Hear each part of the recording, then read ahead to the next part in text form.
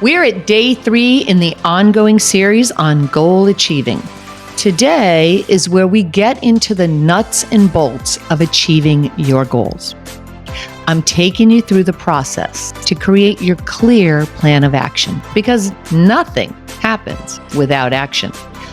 But you need to know which actions are going to move the needle forward for you, which actions are going to enable you to achieve your goals. I'm breaking it down in today's episode. I walk you through several examples and I give you your own 90-day plan of action worksheets so you can create your clear plan of action. It's coming up next. Stay tuned.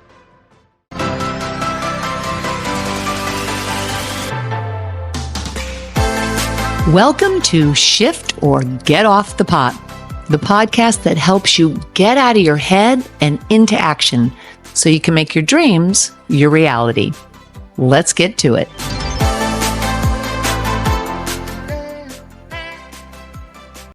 In this episode, we are going to begin creating the plan of action that is going to get you the results you're after. But before you can create a clear plan of action, you have to know where you're headed and why.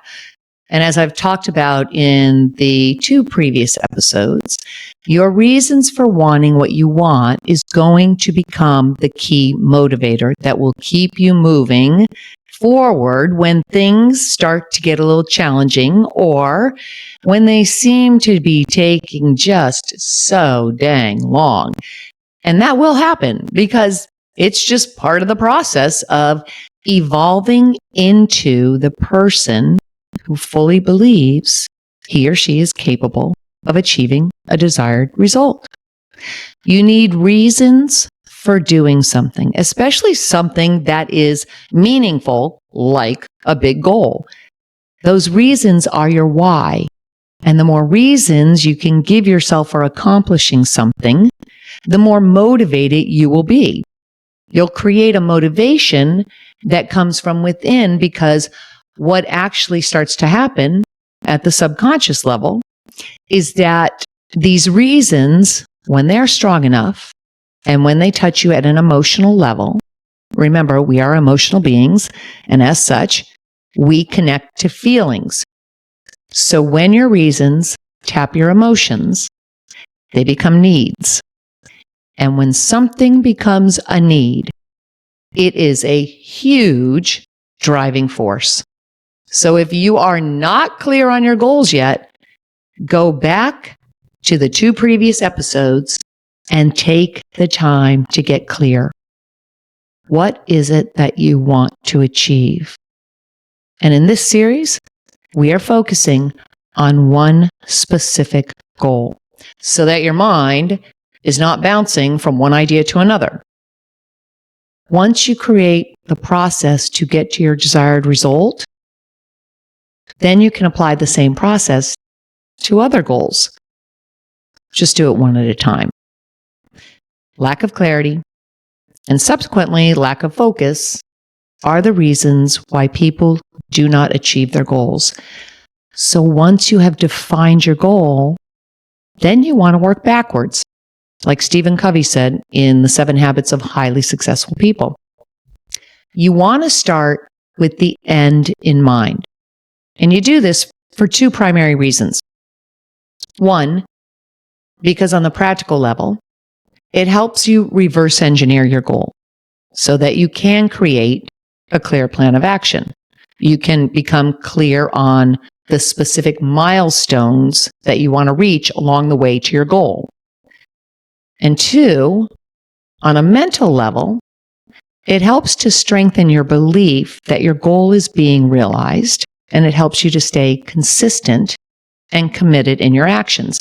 Because when you project yourself through thought to the place where you've already achieved a goal, you're reinforcing the behaviors that are consistent with the type of person who has achieved the goal.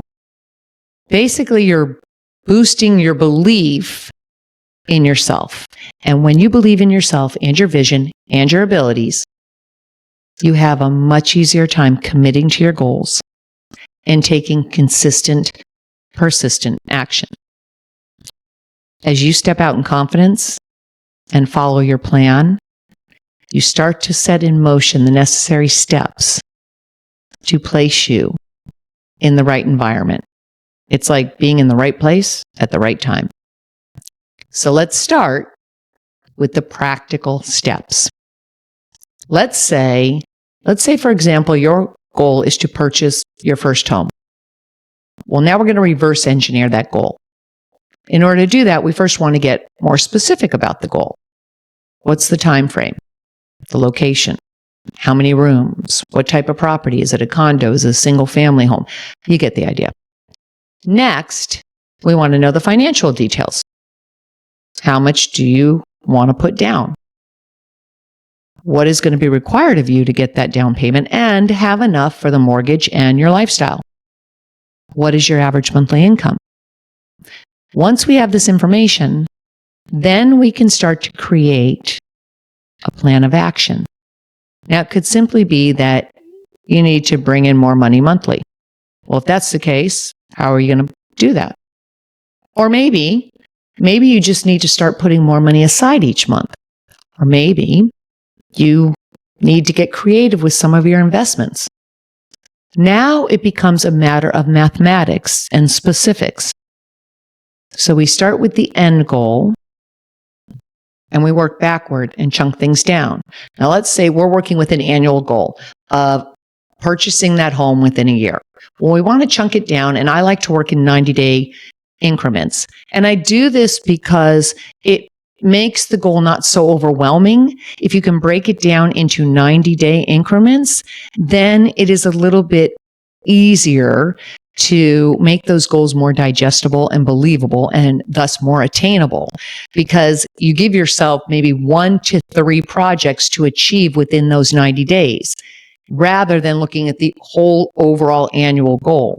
This makes it easier for you to stay on task and on track towards achieving it. And everything in this 90-day period should be focused on supporting your goal. And if it's not, then you probably don't need it at this time.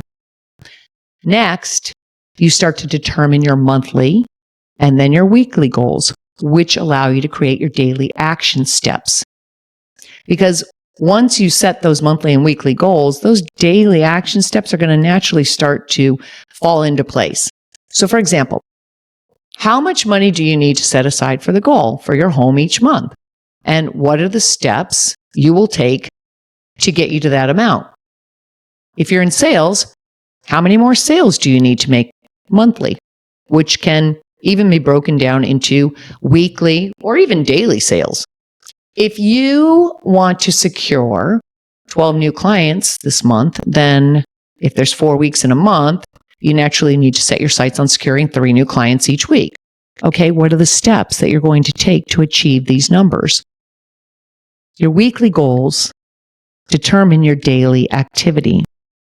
And once you know that you need to bring on 3 new clients each week, you're going to be more likely to do the activities necessary on a daily basis to achieve those results, provided you are connected to the motive driving your goal. If you're not focused on doing the daily activity necessary to support your weekly goals, then you're not going to see the results that you desire. It's just mathematics. So once you know what you have to do, then you can determine the method or the methods that you're going to use to achieve these milestones. So let's say, for example, in this goal of achieving the home, and you have to get all these new clients on board, what can you do? Can you call past clients? Can you ask for referrals? Maybe you can up your prospecting time. Can you spend money on ads? Once you know the actions to take, well, then you need to set a deadline to those actions. And this is how we start to create the clear plan of action. So the 90-day goal could be, we know the annual goal is to to get the home, but we have to have a certain amount of money, which means we have to have a certain amount of clients. So maybe the 90-day goal is 36 new clients. Well, then the monthly goal would be 12 new clients. And then we get down to the weekly of 3 clients. So what's the action? It could be connect with 50 past clients each week to ask for referrals. 50 each week is just 10 per day. That's not an overwhelming number. That's doable. Maybe you have to reach out to 100 new prospects weekly. Again, that's very doable. When you break it down, it becomes easier because that's just 20 new prospects a day. That's doable. You want to make it as easy as possible for yourself because that allows you to stay consistent. Otherwise, it can become too overwhelming, too difficult. And then this is where people start to abandon their goals or they change it or they settle. Don't do that to yourself. You just need to know your numbers so that you can create your plan of action. Now, some of you may be out there going, that's great, Kim, but I'm not in sales or I don't have my own business. I'm on a fixed income. Great. This is why the goal has to carry meaning for you. Because when you are connected to your motive behind your goal, your mind will go to work for you. It will get creative with the different ways to achieve the goal. Can you take on a side project temporarily? Can you get a low interest loan from a friend or a relative or have someone help you purchase the home and you in turn pay them instead of the bank? Are you eligible for any special financing programs like a VA loan? Is it possible to get a raise? I have a true story for you about this. I have a friend who was in a very high level position with the company, a coveted position actually, but she was hitting burnout and she just felt spread thin. So she started to think about the area of the business that she did really enjoy and the market that she enjoyed working with within this business. And she started to focus most of her time and energy on that subset of the market. She still had the other responsibilities, but she was concentrating on the area that made her happiest and becoming an expert on this particular market. Well, do you know that a little less than 6 months later, she was contacted to build a new division in a company that was focusing on, you can probably guess it, focusing on the very market that she had become an expert on. And it came with a salary of $60,000 more a year. More a year. Your mind will go to work for you. Because you see, if you really want something, you will find a way. And if you don't, as Jim Rohn said, you'll find an excuse. There are a lot of ways to achieve your goal when it carries enough meaning for you and you know the facts that you're dealing with. So again, you look at the overall goal. What's the desired result? In this example, it's purchasing your first home, which hopefully you've defined the parameters around your goal or that home in this case. So you have the concrete numbers to work with. And then you break it down. So if the goal is to have your home, let's say by December 1st of next year, which is about 12 months from the time this episode airs, and the down payment you need is $150,000. Let's say you've already saved $75,000, then that means you still need to come up with another $75,000. Well, that breaks down to saving $6,250 each month. That's what you have to come up with, or $1,600 more each week. It makes it more manageable when you chunk it down. If you just say, oh my gosh, I have to come up with $75,000. How am I going to do that?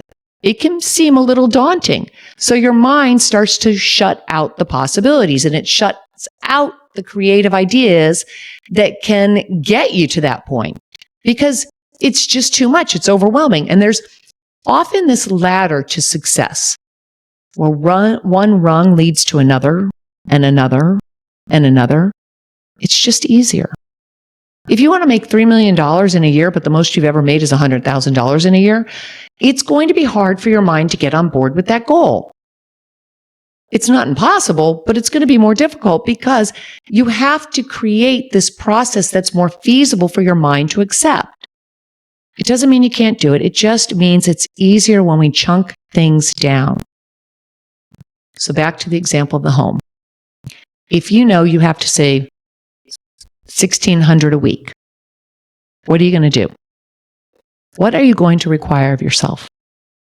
How important is the goal? Is it possible, even if you're only making $1,500 a week? Yes, it is possible. How can I say that when the numbers just don't add up? Because when presented with the information and the reason why this goal is important to you, your mind will find a way. It will always find a way, which is why we get connected to the why behind the goal. So let's play with this for a moment. Let's get creative. What can you do to boost your income by $1,600 weekly? Is it possible maybe to take on some freelance projects for 12 months? Is it possible to offer workshops in your area of expertise? Maybe within your company or for other companies or for schools? Start thinking in terms of the knowledge, the value that you have that others would pay you for. You see, when you have a plan and you begin to take action on that plan, you demonstrate faith. Faith to yourself that it's possible because you're going for it and you're making some progress, and faith to the outside world, to others, to God, the universe. And faith is always rewarded. Things start to shift that will support your efforts. Why is that? Because science shows us that everything in this world is made up of energy, and energy creates. So you demonstrate your faith by breaking things down, creating your plan, and taking action on it. Your mind is like a computer. It will work for you. The more detailed information you can give it, the clearer your path to your desired result. Let's walk through another example. Let's say you are a personal trainer. Maybe you work at a gym and you're thinking about going out on your own. Or maybe you're a health and wellness coach and you want to offer private coaching. How many clients will you need for you to hit your income goal? Is there a better way? You have to ask yourself these questions. Can you hold small group sessions? Can you offer weekend classes outside the gym? Can you offer a 30-day meal and activity plan to get in great shape? Maybe followed by a 3-month maintenance plan along with ongoing coaching for a packaged price. Can you package sessions and record them and offer those to your clients with a package price that they pay for up front? Can you offer virtual workshops or trainings? Could you record these sessions and offer those for continued ongoing sales? Can you bring on other instructors and pay them a percentage? You have to know your numbers and what you're dealing with so that you can start to look towards the various ways you can hit those numbers. Regardless of if you're in business for yourself or a salesperson, or if you're just trying to reach your goals. If you're a writer, can you take on more projects by outsourcing some of your work and expand your business because you're not working solo? When I had a content creation business, 10 years ago now, I had a specific number that I had to make each month. And there is no way that I could have done that by myself. I had to get creative because I was just starting, but I did have a limit as to how many things that I could take on, how many projects I could take on, and that wasn't going to get me to that number. And I didn't have the finances to pay a seasoned writer or professional writers, so I hired college students who were either English, creative writing or journalism majors because I knew that they could write. I knew they could write quickly, and I knew they would not plagiarize. And they needed money. So it was a win-win. That allowed me to grow that business very quickly. There's nothing wrong with working solo, and nothing wrong with working in a company and being on a fixed income. But when you want to reach your goals, I want to encourage you to start thinking outside the box and start exploring opportunities where you can bring on maybe potential clients or different ways to bring in additional revenue. You never want to turn something down because you just don't have the bandwidth. You don't ever want to do that unless it just doesn't align with your ethics. You want to think in terms of multiplying yourself, multiplying your time, your services. I don't ever turn away business in my production company because I don't have the bandwidth. Instead, I bring on more people to help.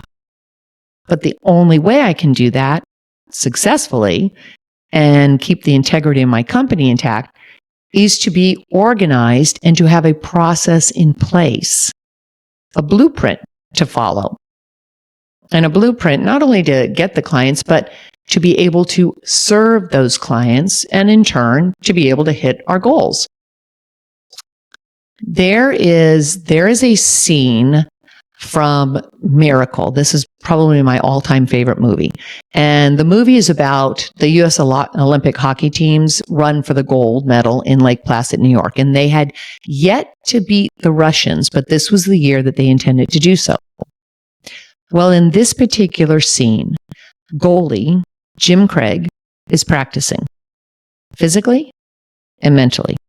And you see him with his eyes closed, just grabbing these pucks and then pushing them away before they can get past him.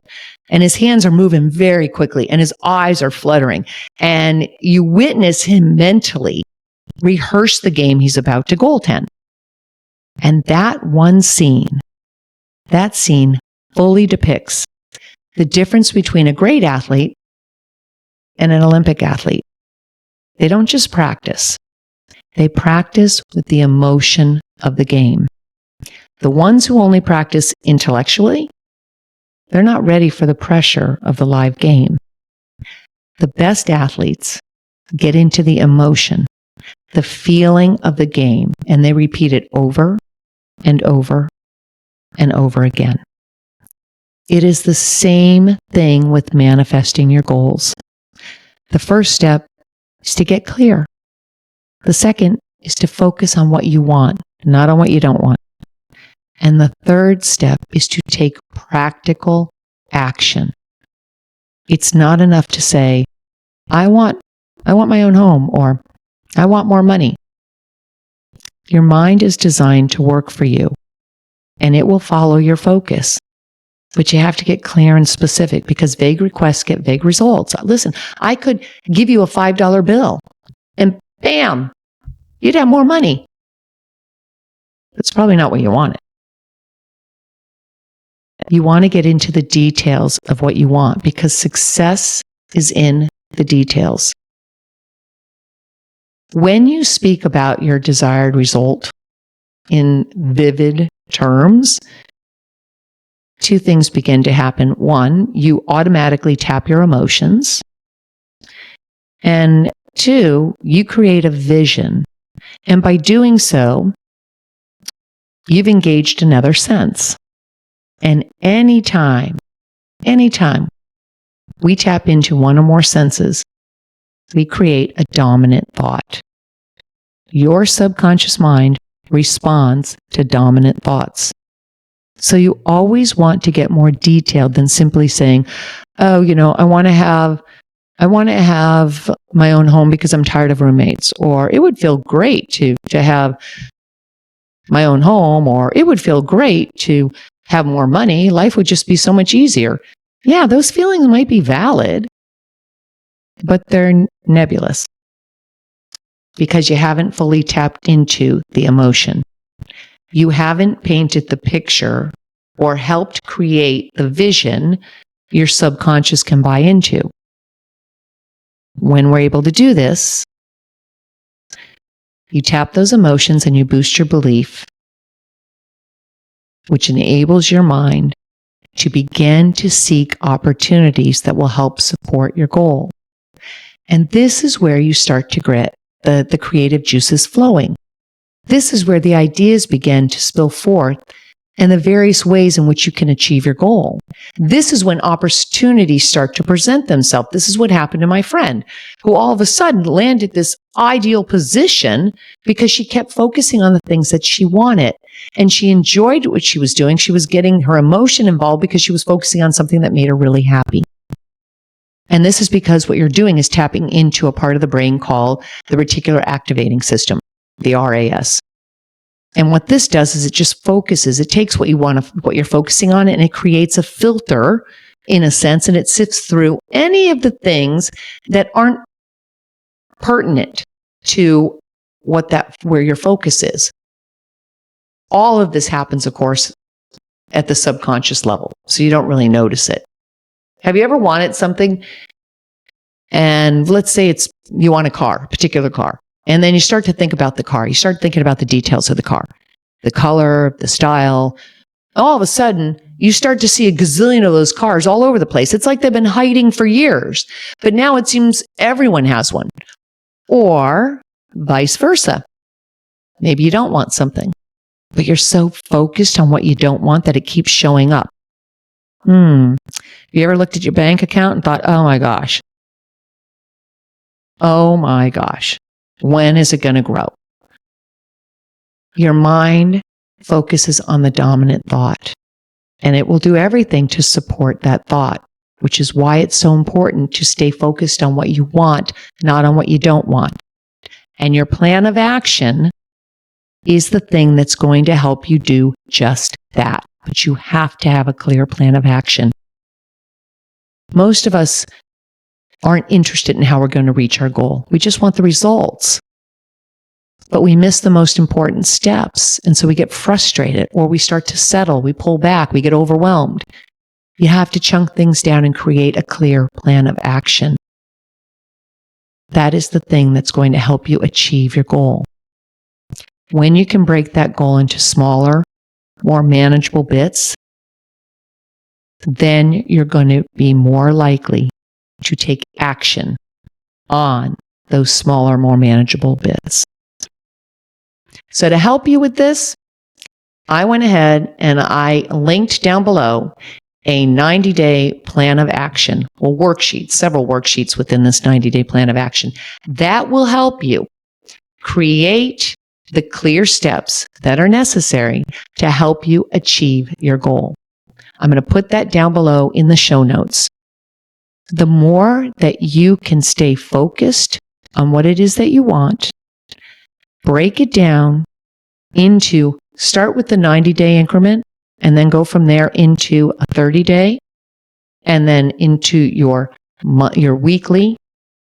Then you'll be able to start to clearly see what those daily action steps are that are going to help you get those milestones that will start taking you to the realization of your goal. Again, the 90-day plan of action I will link down below, and I will be back with you again in a couple of days.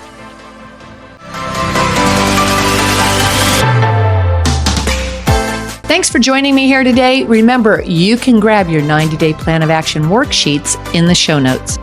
If you like what you hear on this podcast, please consider hitting that subscribe button and join me twice a week for episodes that will help you make your dreams your reality. I'll be back again soon with another edition of Shift or Get Off the Pot.